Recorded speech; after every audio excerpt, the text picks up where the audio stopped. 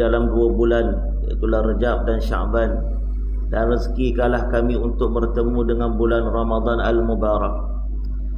Jadi alhamdulillah pagi ini sekali lagi pada tahun ini kita diberi peluang.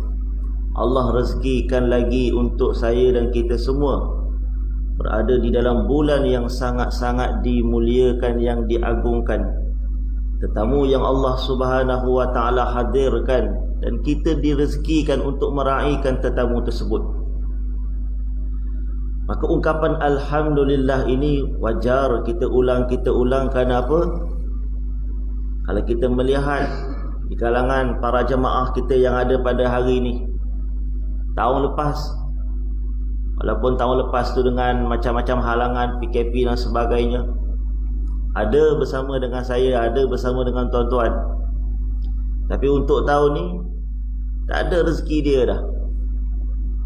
Tengoklah, ada yang mungkin ahli keluarga, mungkin di kalangan jiran, kawan-kawan, sesiapa sahaja yang kita kenali sebelum ni, tahun lepas ada dia dengan kita kan.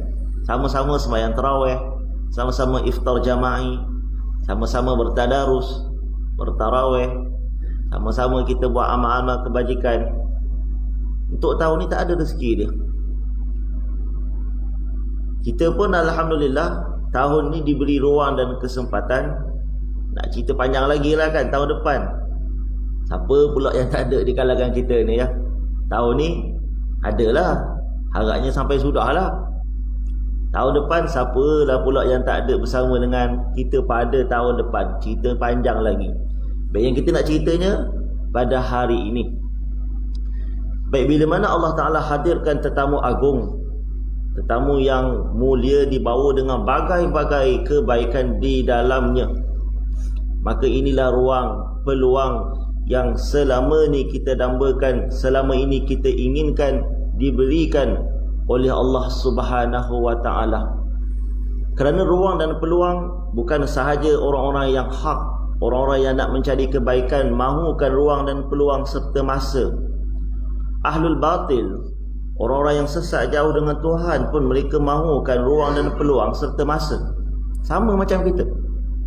Bahkan sebagai satu celaan terhadap mereka yang inginkan dipanjangkan umur, diberi ruang yang seluas-luasnya, Tuhan cela mereka. Di antara ayat yang Tuhan cela, a'udzubillah, wala tajidannahum ahrasan nasi ala hayatin wa minal ladzina asyraku yawaddu ahaduhum law yu'ammaru alfasanah.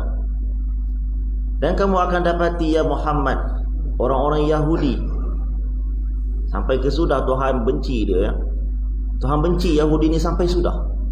Dan kamu akan dapati di kalangan orang-orang Nasara, Kristian, dan di kalangan orang-orang musyrik, siapa pun penyembah-penyembah berhala dan patung ni, kamu akan dapati mereka ini menginginkan kehidupan di dunia ini, dan mereka dipanjangkan umur sehingga kepada 1000 tahun. 1000 tahun tak ada lagi lah di zaman kita ni, zaman 2000 ni, zaman 90-an dulu, orang yang sampai 1000 tahun, yang betul-betul boleh hidup 1000 tahun. Zaman umat-umat sebelum, zaman Nabi Nuh alaihi salam, itu adalah. Tapi a'maru ummati baina 60 wa 70. Umur umatku, kata Nabi sallallahu alaihi wasallam, average-nya sekitar 60 ke 70 tahun. 60 70 tahun. Boleh nak minta panjang, mintalah. Kalau Tuhan panjangkan sikit, nak sampai 100 pun mustahil ya. Agak mustahil lah kalau sampai 100. Ada yang sampai 100. Baik, bagi kita orang yang beriman, masa, ruang, umur, saya dan kita semua pun perlukan juga. Bohong kata tak nak hidup lama di dunia ni. Bohong kata tak nak ruang dan peluang yang ada. Kenapa? Kerana dengan masa, dengan ruang, dengan apa yang Allah Ta'ala berikan di sudut kehidupan ini, kita boleh pelbagaikan apa-apa amalan soleh di dalamnya, yang mana setiap amalan soleh yang kita lakukan dan kita kerjakan itu, insya-Allah niat dan nawaitu kalau kita lakukan kerana Allah Subhanahu wa Ta'ala, kan dia menjadi ganjaran. kan dia dikira sebagai pahala, kan akan ditulis, kan akan dicatat oleh para malaikat. Ni bersama dengan kita ni, saya tak nampak dan tuan-tuan pun tak nampak, akan datang daripada langit berduyun-duyun para malaikat yang bersama dengan kita pagi ni. Mana-mana ada majlis ilmu, majlis zikir, majlis di dalamnya mengingati Allah Ta'ala, dia akan datang. Nampak tak nampak je. Cumanya yang akan setia dengan saya dan kita semua, ada yang disebut dengan malaikat kiraman katibin dan malaikat hafazah. 4 malaikat ni mesti bersama dengan saya dan kita semua. Pertamanya malaikat kiraman katibin, yang ada di kiri dan kanan kita. Ma yalfizu min qawlin illa ladaihi raqibun atid. Tidak ada satu pun ucapan yang kalian ucapkan, yang kalian tuturkan, apa yang keluar daripada hati ke mulut, apa yang keluar daripada hati kepada tangan kita kan. Sekarang ni orang tak bercakap dengan lidah, tak bercakap dengan suara. Orang bercakap dalam bentuk apa? Dalam bentuk komen, dalam bentuk status, dalam bentuk apa yang dia muat naik ke laman-laman sosial yang ada hari ini. Itu pun menggambarkan apa yang datang daripada diri dia kepada apa yang diterjemahkan kepada publik. Konsepnya mulut dia terbatas, sekitar tuan-tuan je lah. Kalau lidah dan suara kan. Namun kalau bentuknya begini, ni bentuk macam ni kan, dia public, dia umum. Lagi ramai mata yang melihat, lagi ramai telinga yang mendengar. Kalau di dalamnya amal-amal kebaikan, perkara-perkara yang mendatangkan kebaikan, tafadhal, silakanlah. Tapi kalau di dalamnya perkara-perkara yang membawa kepada fitnah dan dosa, apa faedahnya kan? Apa faedahnya? Baik, jadi di kiri dan kanan tadi, sudah tentu mereka ini kerjanya akan menulis setiap apa yang dilakukan, apa yang dikerjakan, sekecil hama, sekecil zarah dalam Quran sebutkan, akan ditulis. Dia tak terlupa dan tak tersilap sikit pun. Sekecil zarah, zarah ni bahasan ulama, ada kata semut kecil, ada kata seperti atom yang kecil. Maksudnya apa? Amalan itu amalan yang ada nilai, sama ada nilai pahala, ataupun di sana adanya yang disebut dengan dosa. Kecil ke, besar ke, sama je. Baik, jadi bila ada mereka ni akan tulis. Sejak daripada kita dibangunkan tadi, dihidupkan semula, selepas daripada mati, alhamdulillah sempat lagi kita berada di dalam bulan Ramadan Al-Mubarak tahun ni, mula dah ditulis dan mula dah dicatat. Rufi'al qalam an salasin. Yang dikecualikan takkan ditulis, jadilah 3 orang ni. Kalau tak nak malaikat ada kiri kanan kita ni tak tulis kalam kita, tak tulis buku catatan kita, 3 orang ni. Pertama, siapa dia? Anis sabiyi kan hatta yahtalima. Daripada kanak-kanak, ni budak-budak kan. Itu memang tak ada untuk dia. Hinggalah dia balik mimpi. Maksudnya balik dah. Balik dengan umur ataupun balik dengan mimpi keluar mani. Kemudian Anil majnun, daripada orang yang akalnya tidak waras. Nak kata gila dah agak kasar kan. Tak sihat akalnya, hingga waras akalnya. Orang yang macam ni, dia ada pengecualian. Sama ada sebelum ni dia sihat, kemudian berlaku tekanan dalam hidup dia, dan dia tak boleh kawal emosi hingga menyebabkan dia gila. Orang yang dispresi ni, kita kata, nak kata ke dia tak boleh. Kadang-kadang orang tekanan, masalah tekanan hidup ni macam-macam ya, sehingga dia dah tak boleh kawal akal dia hingga jadi mering, jadi gila dan sebagainya. Orang yang macam ni hilang taklif ke atas dia. Sama ada memang dia ni ada penyakit secara keturunan, boleh jadi. Saya ramai jumpa keturunan dia, kebanyakan jadi macam tu. Terpaksa kawal dia punya akal fikiran dia ni, tekanan hidup dia ni dengan ubat. Ataupun tekanan jiwa, yang apa-apa masalah yang dia hadapi boleh berlaku juga. Jadi orang yang macam ni, bila berlakunya hilang akal, okey, tak ditulis. Selesai. Baik, itu yang kedua. Yang ketiga yang saya dan kita semua buatlah. Siapa dia? Anin naimi, kan, hatta yastayqiza. Daripada orang yang tidur hinggalah dia bangun. Yang ni insya-Allah tuan-tuan tak nak kena tulis apa-apa, baik ke buruk ke, tidurlah banyak-banyak kan. Tidurlah banyak-banyak. Memang malaikat ni dia rehatlah. Dia tak akan tulis satu pun amalan kebaikan, satu pun amalan keburukan, kecuali satu tidur yang kita buat memang disunat dan disunnahkan. Dapat pahala. Tidur apa? Tidur qailulah. Tidur qailulah. Malam tuan-tuan nak tidur pukul apa, tidurlah. Tak ada masalah. Ngantuk letih, pukul 10 dah boleh tidur dah. Lepas isyak pukul 8.40, 8.50 dah boleh tidur dah. Dia tak ada apa-apa hukum di sana. Tapi untuk qailulah, tidur sebelum zuhur. Tidur sebelum zuhur itu ada hukumnya, ada kebaikannya. Bahkan Nabi sendiri pun pernah bersabda, bersahurlah kamu untuk kuatkan puasa kamu. Sahur pagi tadi kan dia tahan sampai 13 jam lebih ni, kita nak lapar, tak makan tak minum ni.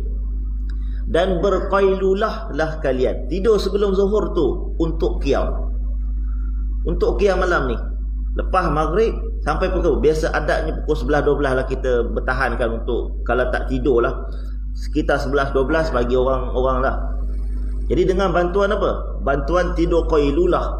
Nilai tidur qailulah sebelum zuhur sekitar setengah jam ataupun 45 minit macam tu, dia boleh beri kekuatan sehingga 4 ke 5 jam pada waktu malam. Itu nilai di sudut apa? Kelebihan qailulah. Tidur tu dengan niat nak ambil pahala qailulah, lillah dapat pahala. Malaikat yang tulis ya. Tak perlulah, maknanya kita nak tidur atas dasar sunnah yang dibuat oleh baginda Nabi SAW. Tidur je lah. Maka tidur macam biasa je lah. Sebelum zuhur lah. Sebelum zuhur. Tak payah bulan Ramadan, bulan-bulan biasa pun, kalau dapat 5 minit, 10 minit je setengah orang kan, dia tak lama pun. Dia punya puas tu kan, dia punya puas tu macam orang minum air masak segelas dengan minum air sirap, ada ais batu ni, segelas pun tak cukup. Itu beza je kan. Baik, balik kepada cerita malaikat kita tadi. Cerita malaikat kita tak habis, sikit lagi ya. Baik, kemudian malaikat hafazah, lahu mu'aqibatun min baini yadayhi wa min khalfihi yahfazunahu min amrillah. Kan bagi setiap diri jiwa itu ada malaikat yang disebut dengan malaikat hafazah, yahfazunahu min amrillah, yang ada di hadapan dan di belakang kita. Ada di hadapan dan di belakang kita, yang ni yang ditugaskan untuk sentiasa bersama dengan seseorang sampai matilah. Sampai mati. Awak orang baik ke, orang tak baik ke, sama je. Sama dia dengan tugasan-tugasan dia. Baik, malaikat-malaikat yang lain yang hadir bersama-sama di mana-mana majlis kebaikan, yang ni yang kita nak berjumpa, yang ni yang kita nakkan doa, nakkan selawat, nakkan istighfar daripada mereka ni. Kenapa? Dengan amalan-amalan saleh yang dilakukan di sana, insya-Allah mereka akan sentiasa berselawat, yakni beristighfar terhadap orang yang melakukan apa-apa amalan baik, terutamanya majlis-majlis yang seumpama ni. Baik, balik kepada ruang, masa, peluang yang ada yang Allah Ta'ala berikan. Oleh kerana kita, umur kita tak panjang. Ada yang 40-an pergi dah dia meninggalkan. Sebab apa? Kemalangan. Sebab sakit. Sebab apa? Macam-macam kematian fujaah yang ada sehari dua ni. Dia tak kira macam dulu dah 80, 70 baru meninggal. Dah hari ni 50-an bersepah-sepah dah meninggalkan. 40-an pun dah cukup ramai. 30-an pun dah ramai. Ada 30-an yang dah dialisis pun sudah ada kan, wal'ayazubillah.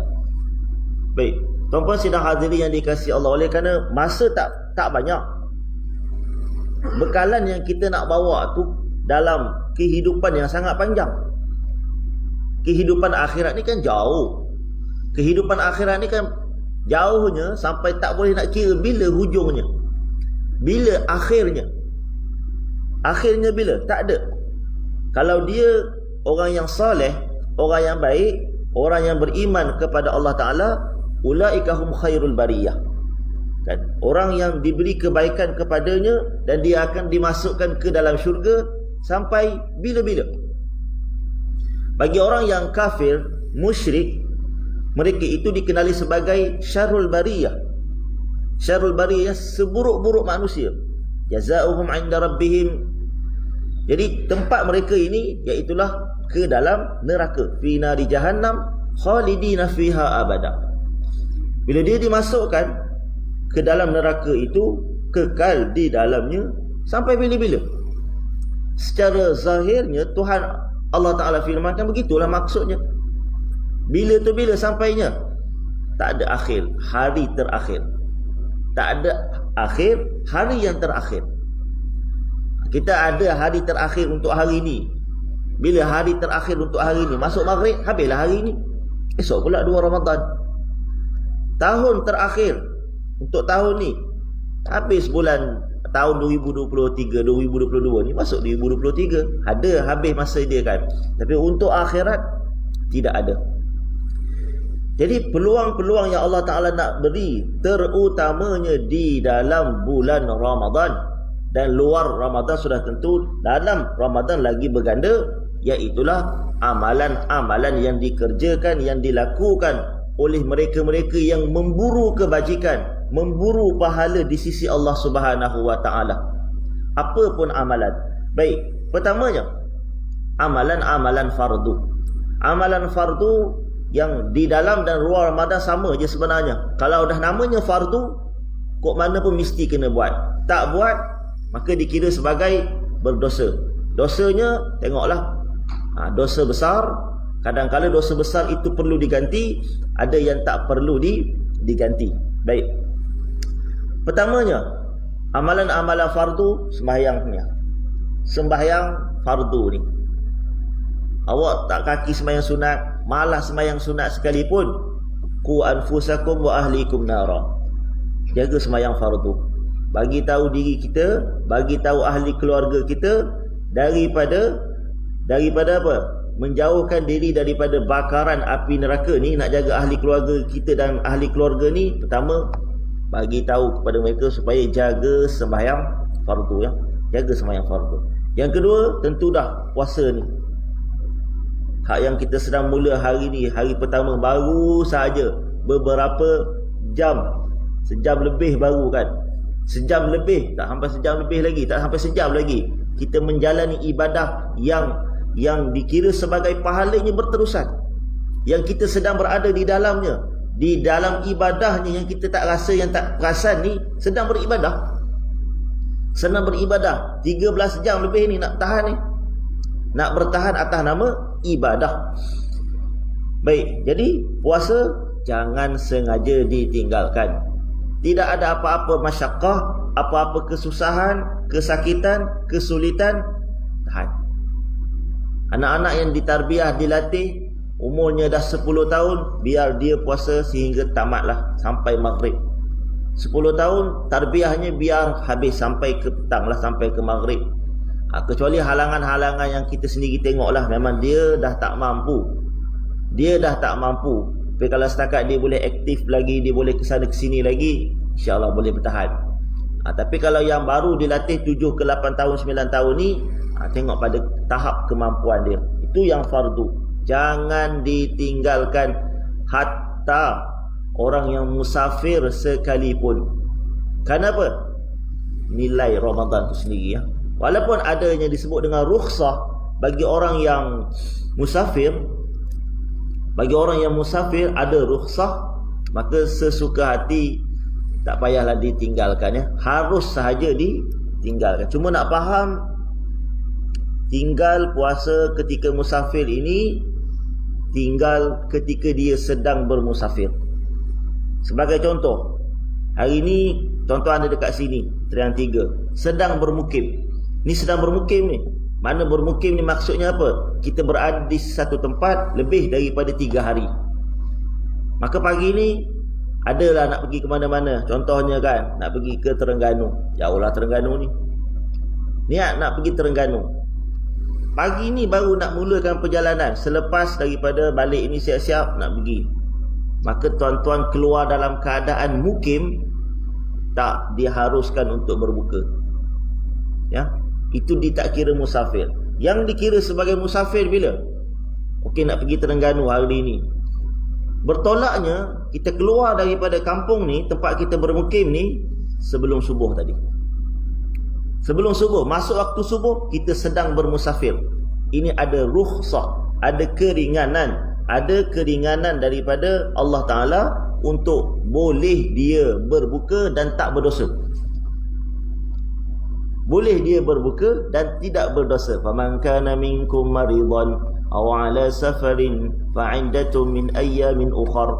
Adapun mereka yang sakit, mereka yang sedang bermusafir, maka sekiranya mereka tidak berpuasa, hendaklah diganti pada hari yang selepas daripada Ramadan, hari raya lah. Lepas daripada raya tu, maka raya pertama wajib raya kan, raya kedua tu dah boleh ganti puasa.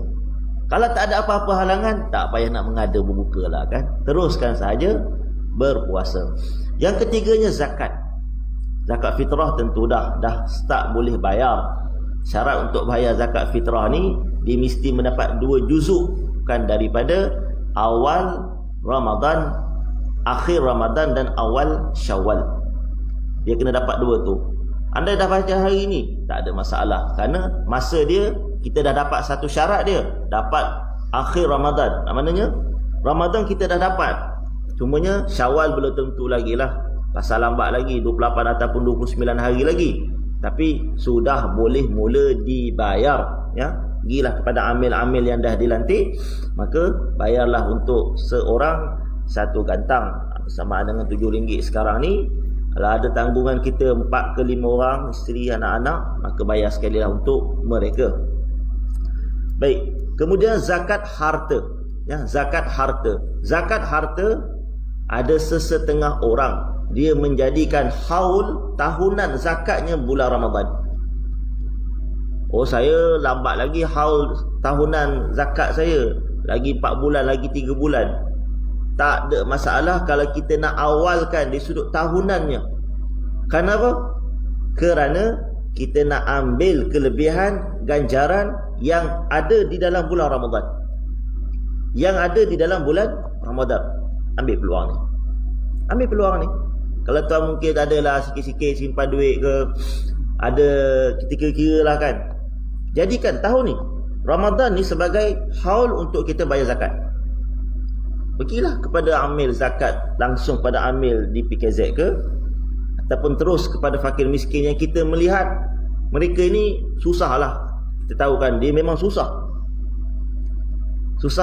hidup lah, miskin, fakir miskin kan. Langsung terus kepada asnaf yang berada di sekitar kita pun boleh. Nak terus kepada pusat kutipan zakat mereka yang uruskan pun boleh, tak ada masalah, ya. Jadi zakat. Yang kelimanya, haji memang tak ada lah dalam bulan Ramadan, cumanya ada umrah. Umrah yang pertama ialah fardu. Umrah yang pertama ialah wajib bagi sesiapa yang belum pernah pergi lagi. Katakanlah dia nak ambil kelebihan di dalam bulan Ramadan, maka bolehlah carilah mana-mana package yang menawarkan untuk penerbangan di dalam bulan Ramadan ni. Ibadah umrah yang pertama ialah wajib, ya. Ataupun habis cerita tu kan, 5 ni kita berada di dalam keadaan-keadaan wajib, antaranya kelas-kelas pengajian seumpama ni. Duduk dalam keadaan wajib tak? Ya, wajib. Talabul ilmi faridatun ala kulli muslimin. Belajar ilmu, iaitulah ilmu yang berkaitan dengan fardu ain, ialah wajib. Bila wajib, pahala yang diberikan terhadap orang yang melakukannya, pahala wajib. Okey, selesai, ya. Semayang, puasa, zakat, umrah, ngaji. Kemudian ada tambahan-tambahan lain. Wajib, dia tak wajib pada asal sebelumnya, tapi jadi wajib selepasnya. Bila? Dia tak wajib asal hukumnya, tapi dia jadi wajib selepas daripada berlaku niatnya, iaitulah nazar, ya. nazar yang ditunaikan dalam bulan Ramadan, pahalanya tetap wajib juga.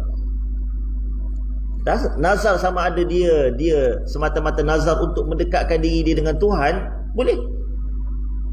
Sebahagian daripada, tak semualah, ada ulama-ulama di Yaman, kita tak ada nak buat, takut nak buat, mereka menazarkan amalan-amalan sunat. Maksud nazarkan apa? Mewajibkan amalan-amalan sunat. Daya tak nak wajibkan amalan sunat yang Tuhan sunatkan, kita nak wajib ke atas kita. Kalau siapa sanggup silakan. Contoh ni kan jadi pula kan, bila kita menggunakan perkataan wajib, kita menggunakan perkataan nazar, bertalafuz, bukan niat ya. Niat dekat kira. Nazar ni dia mesti bertalafuz dengan lafaz. Aku wajibkan untuk puasa, aku wajibkan untuk tarawih, aku wajibkan ke atas diriku tarawih setiap malam, maka hukumnya wajib. Tak buat berdosa orang. Tak buat berdosa. Siapa yang sanggup? Baik, bila tak buat berdosa, kalau buat, pahala wajib. Kalau buat dapat pahala wajib. Pulang pada masing-masing. Pulang pada masing-masing. Macam kita nazar-nazar biasa ni lah. Kita biasa nazar sebab apa? Sebab kita nak benda. Ada orang dia nazar bukan dia nak benda, dia nak dekat dengan Tuhan dia. Dia panggil nazar litaqarrub, kerana nak menghampirkan diri dia dengan Allah Ta'ala, maka dia bernazar. Dapat pahala tak? Dia dapat. Contohlah, saya nazarkan lepas daripada ni saya nak buat sembahyang duha 2 rakaat. Wajib kena buat. Aku wajibkan ke atasku untuk hari ni sembahyang duha 2 rakaat. Dapat pahala dan nazar itu dikira. Ada orang nazar sebab dia nak sesuatu daripada Allah, dan Tuhan kata boleh, Tuhan boleh bayar, Tuhan boleh bagi. Aku bernazar sekiranya aku dapat anak, bagi yang tak ada anak. Aku bernazar sekiranya aku dapat anak perempuan, bagi orang tak ada anak perempuan. Aku bernazar kalau dapat anak lelaki, bagi orang tak ada anak lelaki. Kan ada orang bernazar macam tu. Nazar dia apa dia? Dia nak buat apa? Dia nak sembelih kambing. Nazar dia apa? Dia nak beri jamuan kepada orang masjid. Maka wajib dia kena beri jamuan tersebut, dan dia tak boleh makan walaupun sebiji nasi tu pun. Seketul daging kambing tu pun dia tak boleh makan, kerana itu untuk Allah dan Rasul. Atas nama Allah Ta'ala, dia tak boleh sentuh. Orang yang di bawah jagaan dia pun dah tak boleh sentuh. Tapi pahalanya besar lah. Ada nazar yang dalam bentuk macam tu. Tapi kalau nazar semata-mata nazar umum, kerana nak dekatkan diri dengan Tuhan, aku nazarkan contoh, aku nak baca Quran 1 juzuk hari ni. Kan? Kena habis ya. Kena habiskan 1 juzuk. Baik, maka dia jadi wajib. Baik, setiap amalan wajib Allah akan gandakan hingga kepada 70 kali ganda. Nak cakap yang tu je. Setiap amalan fardu yang saya dan tuan-tuan buat ni, kita buat atas dasar imanan wahtisaban, penuh keyakinan kepada Allah Subhanahu wa taala, dalam keadaan kita mengharapkan ihtisab di sisi Allah Ta'ala. Buat ni, maka gandaan Allah gandakan hingga kepada 70 kali ganda. Itu secara umum amalan-amalan wajib. Kemudian setiap satu amalan sudah tentu Allah bayar dengan 10. Illa saum, kecuali puasa, fa innahu li wa ana ajzi bihi. Akulah yang akan membalas untuk orang yang berpuasa, kerana dia berpuasa untukku. Ada amalan-amalan yang kadang-kadang Tuhan sebut gandaan pahalanya banyak, Allah sebut berapa jumlahnya. Ada juga gandaan pahala yang Tuhan kata Tuhan tak sebut. Allah sendiri yang maha mengetahui banyak mana gandaan tersebut. Antaranya tadilah puasa ni. Jadi sepanjang kita puasa ni, puasa luar dan puasa dalam ni, jaga yang ni. Jaga yang ni. Lillah, niat kerana Allah Ta'ala, mengharapkan, dipanggil ihtisab, mengharapkan ganjaran di sisi Allah Subhanahu wa Ta'ala. Di sisi Tuhan sahaja pahala tadi. Di sisi Tuhan sahaja dia yang nak balas. Itu yang pertama. Yang kedua, yang digandakan, yang dibayar pahala penuh, siapa dia? Yang Tuhan tak sebut berapa jumlah dia, iaitulah orang yang bersabar. Kan saya puasa, tuan-tuan puasa ni, kita nak banyak benda yang kita belajar tentang sabar. Sabar daripada melakukan amalan ni, kena sabar. Ingat senang-senang ke? Ingat senang ke orang yang nak bertahan sembahyang jemaah fardu di masjid setiap waktu? Wih, susah. Sama ada awak sebagai pegawai masjid ke, bukan pegawai masjid ke, sama je. Sama je. Sabar dalam kita nak melakukan amalan baik ni. Yang kedua, yang berat sikit, sabar dalam kita meninggalkan maksiat. Nak kena start jaga dah ni. Mata nak kena jaga, telinga nak kena jaga, hati nak kena jaga. Dan kita berlawan, struggle dengan perasaan ni. Boleh je kita nak tengok benda salah, boleh je kita nak dengar benda salah, boleh saja tuan-tuan nak bercakap benda salah. Tak ada masalah, tak ada siapa tahu pun kadang-kadang. Tapi dia cuba sabar. Aku sedang berpuasa, aku sedang aplikasikan kan, mana pakaikan sifat sabar dalam diri aku sekarang ni. Maka kelebihan dia apa tadi? Saya tak cakap lagi kan. Allah nyatakan, innama yuwaffas sabiruna ajrahum bighairi hisab. Allah yang akan sempurnakan balasan terhadap orang yang bersabar dengan bayaran pahalanya kamu tak dapat menghitungnya. Saya ni tak nak buat ni. Tuan-tuan ingat senang ke nak boleh komit betul-betul istiqamah kita buat sampai garisan penamat ni? Ingat senang ke? Ingat senang ke nak jaga mata? Ingat senang ke nak jaga hati?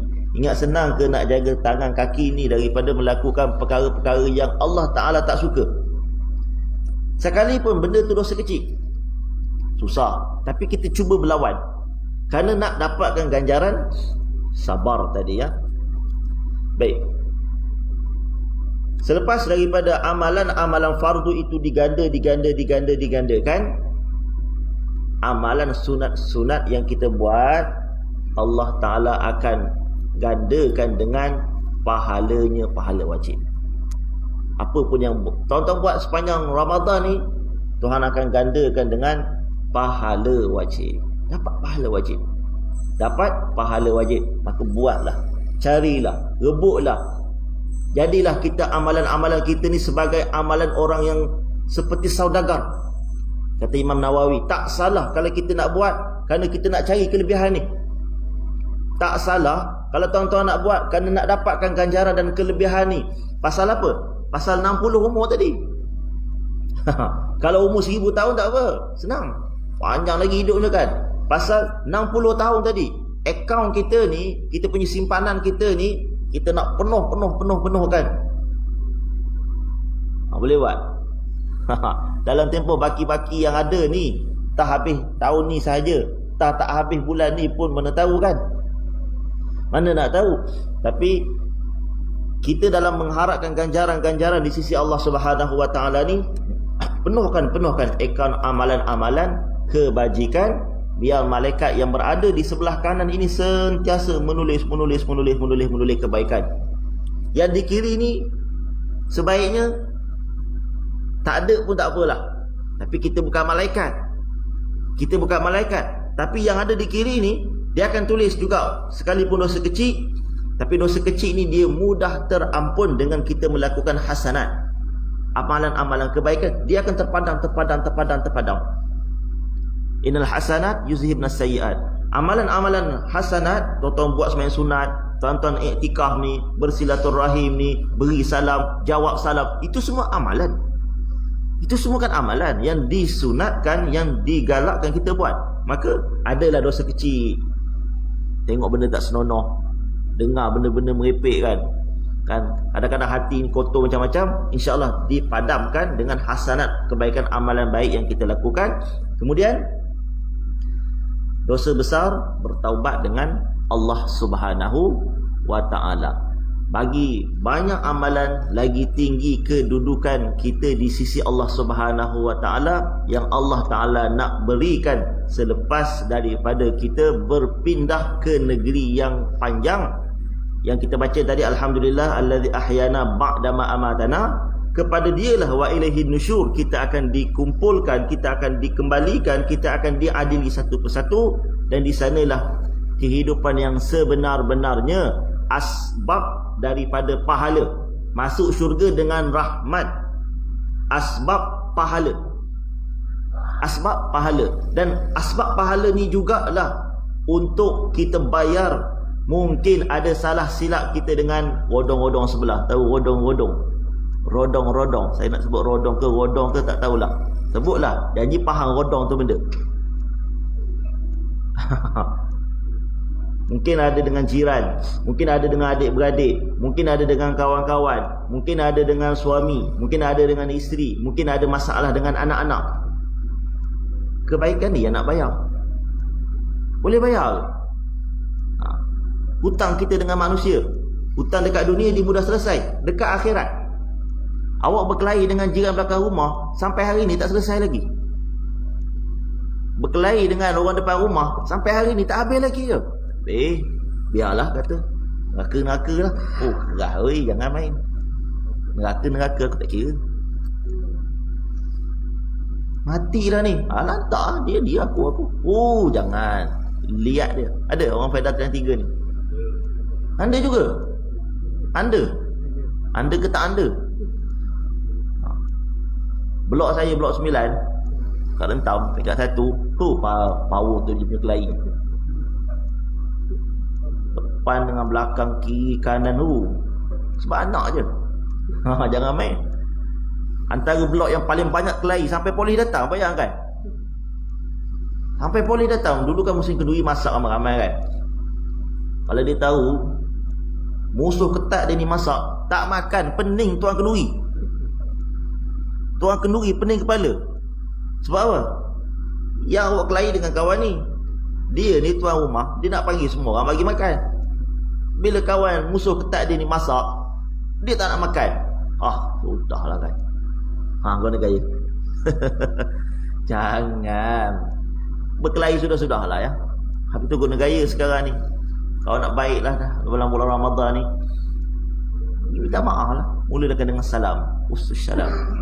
Nabi ajar, la yahillu li muslimin an yahjura akhi fawqa salas. Tak halal bagi seorang Islam dia meninggalkan bercakap dengan saudara dia, jiran dia, kawan-kawan dia, adik-beradik dia lebih daripada 3 hari. 3 hari tu Tuhan nak suruh emosi dia turun je. Kan kita ni dengan, yelah emosi kita macam-macam kan. Besar kepala kita, ego kita, rasa kita lebih besar dia, mulia daripada dia. 3 hari. Hari kedua sepatutnya awak rendahkan emosi awak. Hari ketiga, sebelum cukup hari ketiga, minta maaf. Dan sebaik-baik di kalangan mereka ini iaitulah mereka yang mula memberi salam. Selesaikan. Selesaikan di dunia ni. Akhirat nanti, yang saya cakap pasal pahala tadi, awak tak nak berbaik, dia nak berbaik, masa itulah datang orang-orang yang tak puas hati dengan awak ni. Awak ni suka temberang, suka menipu, terlibat dengan macam-macam kesalahan, dosa dengan manusia ni, akan dituntut. Bila dituntut nak bayar dengan apa? Bayar dengan apa? Tu dia. Bayar dengan pahala. Sebab tu Nabi sebut kepada sahabat, Nabi tanya, atadri manil muflis? Kamu tahu tak siapa orang yang muflis pada hari akhirat nanti? Sahabat kata tak tahu. Muflis ni orang yang hutangnya lebih banyak daripada aset dia lah. Itu dunia. Akhirat, orang muflis ni orang yang kehabisan amalan baik dia. Mari kawan jiran sebelah ni kata, kenapa awak tak nak baik dulu? Awak dulu buat zalim kepada dia ni. Awak dulu buat zalim kepada binatang ni. Awak dulu buat begini-begini. Dengan Tuhan, Tuhan boleh selesai. Dengan manusia, awak tipu orang tu, tipu orang ni kan. Awak kata nak buat begini-begini kan. Awak macam-macam projek buat, hilang tak tahu ke mana-mana. Duit ambil. Awak buat zalim kepada orang tu, bayar sepatutnya begini-begini, bayar tak habis, hilang macam tu je. Banyak. Awak guna tenaga orang lain, kemudian untung awak ambil. Orang macam ni siap. Siap apa kan? Siap banyak-banyak pahala nak tolong bayar kat akhirat nanti. Kawan kemah dah pergi Mekah, Semayang 100,000 tak ada setakat nak bayar. Les 100,000 kan. Satu rakaat 100,000 pergi Mekah dia kata. Padan macam tu ke? Sehingga kan bila dibayar, pahala habis, mari lagi kan. Dia kata ya Rab, dia ni dulu menipu saya. Dia menipu saya, habis duit saya. Scam rupanya. Oh, scam banyak kan. Jangan tak pasal jawab telefon hari ni kan. Tengok nombor pelik-pelik tak payah angkat lah. Tengok link pelik-pelik, link yang warna biru tu jangan tekan tak pasal kan. Dan habis, sedut habis duit dalam akaun ya. Terutama orang tua lah kan. Jangan terpengaruh ya. Jangan mudah pengaruh. Dia scam saya dulu. Awak scam siap. Nak bayar apa, saya dah tak ada pahala ni. Saya ada benda nak bagi ke awak ni. Apa benda? Dosa. Punggah dosa atas awak. Tu orang yang muflis di negeri akhirat. Jadi saya tak nak kita semua, saya dan kita semualah jadi orang yang habis pahala amalan yang kita buat dengan sebab hablun minan nas, hubungan kita dengan manusia ni bermasalah ya. Jadi insya-Allah lah kita baru mula berlepas masuk ke dalam bulan yang agung, bulan yang mulia ni. Nawaitu, niat kita sentiasa kena jaga, kawal diri daripada dosa-dosa yang besar, dosa-dosa yang kecil, gandakan amalan-amalan soleh, istiqamah qiyam Ramadan. Sini berapa? Buat tarawih tak mah? Berapa rakaat ni? Siapa cakap? 8?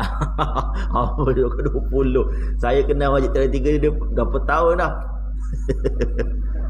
Tak apalah, asalkan kita qiyam. Maksud kita qiyam ni, kita menghidupkan malam-malam tersebut dengan amalan-amalan yang mendekatkan diri kita kepada Allah, bukan atas dasar ni ya, bukan atas dasar semata-mata sempena.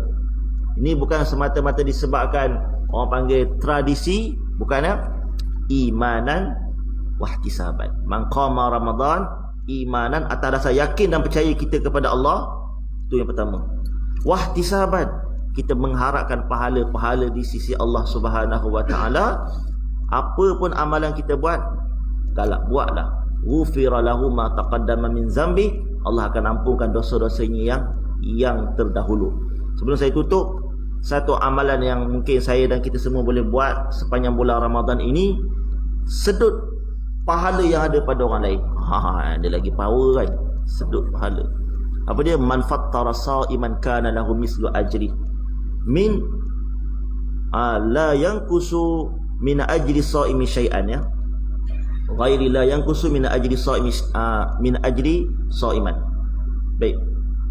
Barang siapa yang memberi makanan, membeli juadah beri makan orang buka puasa, sediakan juadah beri makan kepada orang buka puasa. Awak nak beli apa? Beli kurma sekotak, sedekah. Awak nak buat apa? Nak beli makanan, nak taja hari ni saya je, saya tak mampu nak taja sehari, saya bagi sumbangan ni lah, duit seberapa yang ada ni saya nak sumbang kongsi-kongsi dengan orang lain atas dasar nak berbuka puasa. Sebab nak berbuka puasa, kana lahu mislu ajri, dia akan mendapat pahala sebagaimana pahala orang yang makan dengan sebab sumbangan yang kita bagi tadi. Kita buat iftar jama'i kat sini kan, contohnya ada 100 orang. 100 orang ni mungkinlah dengan sebab kurma kita, dengan sebab sebotol air mineral kita, dengan sebab ialah orang beli makanan itu makanan ini kan, dia akan dapat pahala 100 orang yang berbuka tu. Siapa yang sebut? Nabi yang sebut. Maka ini dipanggil kita menyedut pahala orang lain. Tahu menyedut, tanpa mengurangkan pahala orang yang memberi. Maka kalau saling memberi, saya beri, tuan-tuan beri, orang lain pakat beri, sama-sama dapat. Semua dapat. Pahala puasa orang lain dapat ke kita, pahala puasa kita dapat ke orang lain. Sebab apa? Sebab sumbangan tadi. Saya percayalah di sini pun kita akan buat tabung iftar ataupun ihya Ramadan ni, buatlah sebagai orang panggil apa, mencari kelebihan untuk kita buat di dalam bulan yang agung, bulan yang sangat mulia ni. Boleh mula sumbangan, sama ada kita nak menyumbang setiap hari ke, kita nak sumbang mungkin sekali ke, ataupun kita keluarkan cari tempat yang kita rasa nak sumbangkan, mana-mana tempat lah. Sekarang ni mudah kan, boleh transfer dan sebagainya. Niat imanan wah isaban ya, mesti situ dia punya Dia punya pokok dia punya tapak di situ, iman wah isaban. Mudah-mudahan kita diberi taufik dan hidayah, diberi istiqamah untuk terus menjalani ibadah ini sehinggalah ke hujung Ramadan. Kemudian dalam keadaan penuh kesyukuran, kita menyambut dalam keadaan dosa-dosa kita diampunkan pada hari lebaran. Wallahu a'lam. Aqulu qawli hadza wa astaghfirullahal azim li wa lakum wa lisairil muslimina wal muslimat wal mu'minina wal mu'minat fastaghfiruh innahu huwal ghafurur rahim. Subhanallah bihamdihi subhanakallahumma wa bihamdika asyhadu an la ilaha illa anta astaghfiruka wa atubu ilaik. Bismillahirrahmanirrahim. Al-'asri innal insana lafi khusr illa alladhina amanu wa 'amilus shalihat wa tawasaw bil haqq wa tawasaw bis sabr. Alhamdulillahirabbil alamin wassalatu wassalamu ala asyrafil anbiya'i wal mursalin sayyidina Muhammad wa ala alihi wa sahbihi ajma'in. Allahumma anfa'na bima 'allamtana wa 'allimna ma yanfa'una rabbana zidna 'ilma rabbana atina fid dunya hasanah fil akhirati hasanah wa qina 'adzaban nar. Alhamdulillahirabbil alamin. Assalamualaikum warahmatullahi.